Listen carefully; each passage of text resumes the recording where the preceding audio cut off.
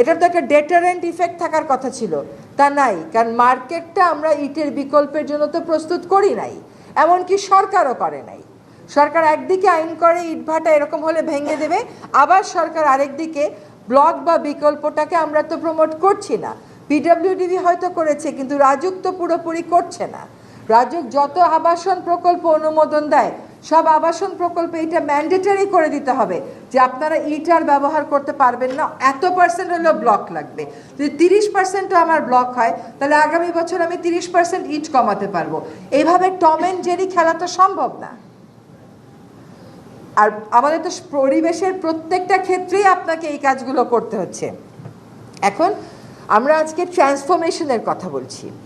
একটা ট্রান্সফরমেশন হচ্ছে আমাদের কনস্ট্রাকশন ইন্ডাস্ট্রিকেই মডার্নাইজ করতে হবে। আপনি ভূমি ব্যবস্থাপনা, ভূমি সুরক্ষা আইনে বলবেন যে মাটির টপসয়েল তোলা যাবে না।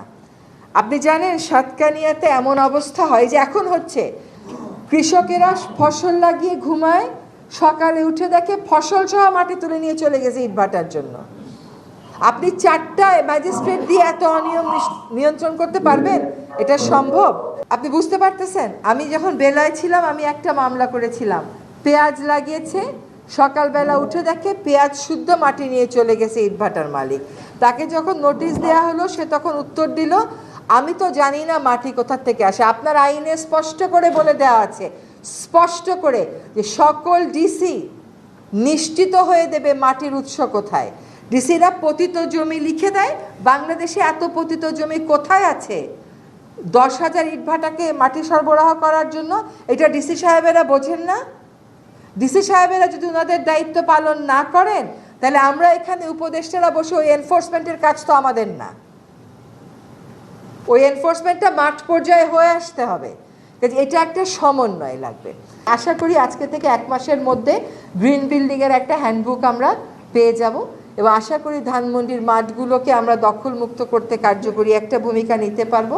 এবং একই সাথে আশা করি যে আমরা কমিউনিটি এম্পাওয়ারমেন্ট বা কমিউনিটি ইনভলভমেন্টের একটা রূপরেখাও ঠিক করে নেব। কারণ সরকারের পক্ষে এই ম্যানেজমেন্টের কাজ করা তো সম্ভব না। সরকার কেন করবে? সে প্রশাসনের কাজ করবে।